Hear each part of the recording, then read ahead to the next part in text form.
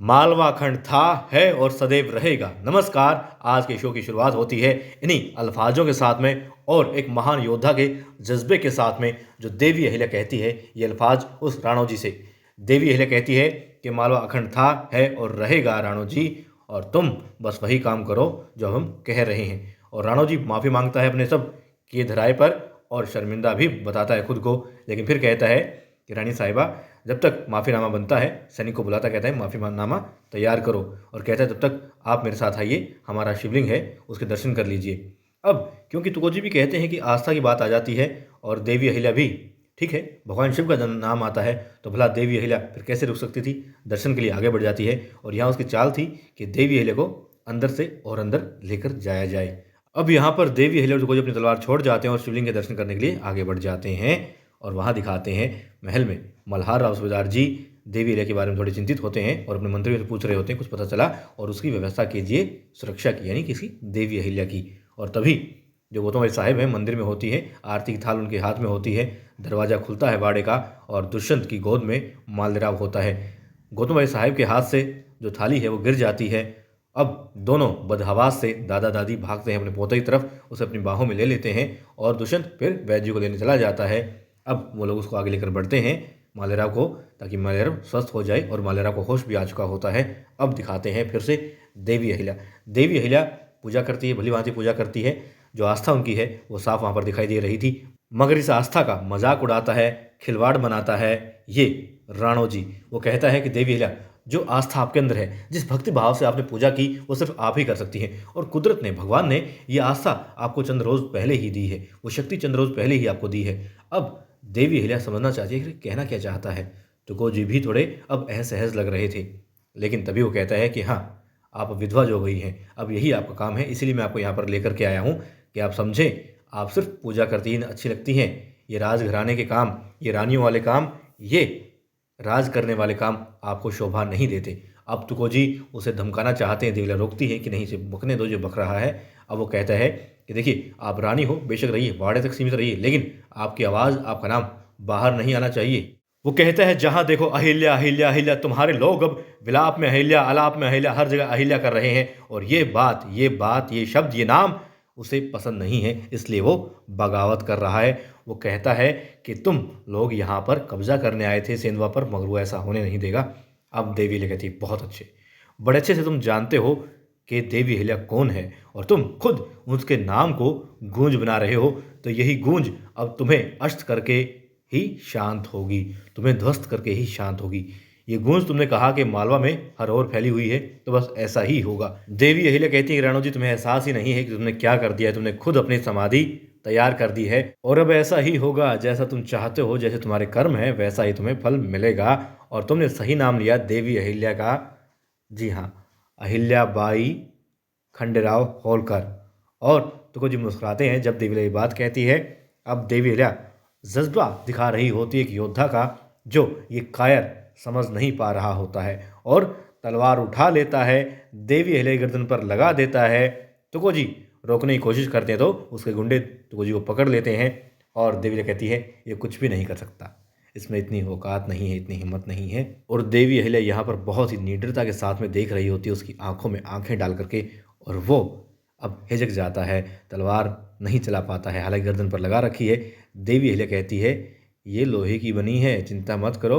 और देवी अहिल्या भी आम इंसानों की तरह इंसान है, उनका शरीर भी मिट्टी है, कोई फौलाद नहीं है जो इस तलवार से नहीं कटेगा।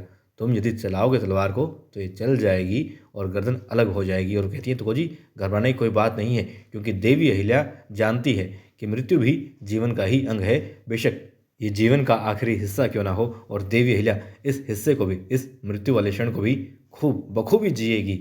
और अब वो कांप जाता है, तलवार वापस हटा लेता है, और फिर उसका एक प्यादा, जी हाँ, जो पीछे खड़ा होता है, हल्का सा मुस्कुरा देता है। अब वो उसके थप्पड़ जमाता है कि कहाँ अपने सरदार पर हंसोगे, धमकाता है उन्हें। और फिर देवी अहिल्या को कहता है कि मैं तुम्हें छोड़ूंगा नहीं अहिल्या, तुम्हें यहाँ से नहीं जाने दूंगा, तुम्हें नज़रबंद करता हूँ। और देवी अहिल्या कहती है तुम तलवार चलाओ, क्यों नहीं चला रहे, क्योंकि तुम भी जानते हो कि देवी अहिल्या के सर पर एक इंसान का हाथ है, और जानते हो मालवा में कहावत है कि जब भी कोई कहता है कि उसे डर नहीं लगता भीष्म से भी भीष्म स्थिति में। या तो वो झूठ बोल रहा होता है या फिर दूसरी बात ये होती है कि उसके सिर पर मल्हार राव सूबेदार जी का हाथ होता है और देवी अहिल्या के सिर पर उन्हीं का हाथ है।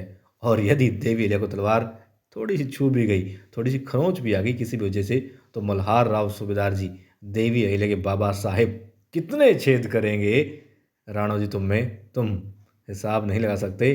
तुम्हें समझ नहीं आएगा कि आखिर तुम्हारा शरीर क्या से क्या हो गया। अब याद तो खैर कुछ और आ गया था, मगर यहाँ पर राणो जी को ज़रूर वही बात याद आ गई होगी जो अभी कितने छेद करेंगे, है ना, हमारे जहन में आई। बिल्कुल। लेकिन अब राणो जी कहता है कि तुम्हारी खातिरदारी की जाएगी, बोलो मत, क्योंकि अब तुम्हें बोलने की भी इजाज़त नहीं है। और कहता है इनकी खातिरदारी में कोई कमी नहीं आनी चाहिए, बहुत खास मेहमान हैं हमारे, और इनकी पीड़ा में भी, तकलीफ में भी कमी नहीं होनी चाहिए। और अब राणो जी और उसके साथी वहाँ से चले जाते हैं देवी और तुकोजी को नज़रबंद करके। और फिर क्या होता है, अब तुकोजी कहते हैं अहिल्या अब क्या होगा, क्योंकि सैनिक बहुत दूर है यहाँ से और उन्हें मालूम नहीं कि बंदी बना लिया गया है, नज़रबंद कर दिया गया है तुकोजी और देवी अहिल्या को, और नहीं जानता कोई भी कि हमारे पास तलवार भी नहीं है। अब देवी अहिल्या कहती है तुकोजी हम अकेले कहाँ हैं, हमारे साथ है ना शिव शंभू, क्योंकि वहाँ मंदिर होता है जिस स्थान पर वो होते हैं, राणो जी ने बना रखा है शिव भगवान का। अब देवी अहिल्या तो आश्वस्त है, मगर तुकोजी घबराए हुए होते हैं, क्योंकि वो चाहते हैं कि जल्द से जल्द कुछ ऐसा हो कि संदेशा पहुंचा दिया जाए उनके सैनिकों तक कि देवी अहिल्या और तुकोजी यहाँ पर नज़रबंद कर दिए गए हैं, मुश्किल में है। आखिर कुछ तो हो, यदि बाहर निकल नहीं सकते तो कम से कम सूचना तो बाहर पहुँचा दी जाए। और वहाँ दिखाते हैं महल में अब मालेराव थोड़ा ठीक महसूस कर रहा होता है, क्योंकि गोद में होता है बाबा साहेब की, और साथ में बिस्तर पर बैठी हुई होती हैं गौतमबाई साहेब और हरकूबाई। और वो कहता है कि अब मैं ठीक हूँ, हाँ, लेकिन आई से पूछ लेना उसने आखिर ऐसा क्यों किया। और वो अमरूद नहीं बेचेगा, अमरूद बेचकर जो कर्ज उतारना है या फिर जो जीवन जीना है, उससे अच्छा है कि मालेराव जीवन लीला समाप्त कर ले, मर ही जाए। अब मल्हार और सुधार जी घबरा जाते हैं और कहते हैं बच्चे नहीं, दोबारा कभी ऐसी बात मत करना, तुम्हारे बाबा साहिब तो हम खो चुके हैं, यदि तुम्हें कुछ हो गया तो भला हम कैसे जीवित रहेंगे, कभी भी ऐसी बात मुख पर मत लाना।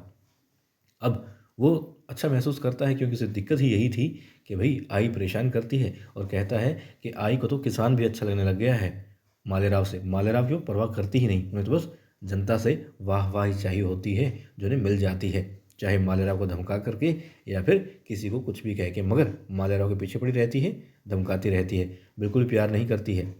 अब वो कहती है ठीक है तुम आराम करो, तुम सो जाओ, लोरी सुनाती है, वो सो जाता है। अब मल्हार और सुबेदार जी कहते हैं कि हाँ गौतम भाई साहब, अब जो आप कह रही थी इन्हें भी लग रहा है, नहीं सूबेदार जी को भी लग रहा है कि हाँ सही है, इसकी शादी कर ही देनी चाहिए। अब वो अपने एक नज़दीकी और विश्वास पात्र का नाम लेते हैं और कहते हैं अब उनकी बेटी भी ब्याह लायक हो गई होगी और बहुत ही संस्कारी और समझदार बच्ची है, वो जानते हैं, उनके पास इस बारे में बात करते हैं। अब गौतम भाई साहब थोड़ी खुश हो जाती है, और यहाँ पर सुधा जी को लग रहा है कि हाँ अब मालेराव देवी अहिल्या से तो मानता नहीं है, उन्हें गलत ही समझता है, तो कोई ऐसी आएगी जो इसे शायद समझा पाएगी। और वहाँ पर बहुत ही ज़्यादा मुश्किल में होता है तुकोजी का मन, और देवी अहिल्या कुछ उपाय ढूंढ रही होती हैं। अब क्या उपाय ढूंढेंगे और किसको निमंत्रण भेजा जाएगा, क्या होगा, ये हम आने वाले एपिसोड में देखेंगे। मगर आज के लिए इतना ही कि आज हमने देखा देवी अहिल्या को विश्वास के नाम पर धोखा दिया जाता है, और अक्सर धोखा तभी मिलता है जब हम किसी पर विश्वास कर लेते हैं। लेकिन विश्वास करना भी चाहिए और करना भी पड़ता है, लेकिन सजगता ज़रूरी है, जो हमें हर समय हर स्थिति में रखनी चाहिए।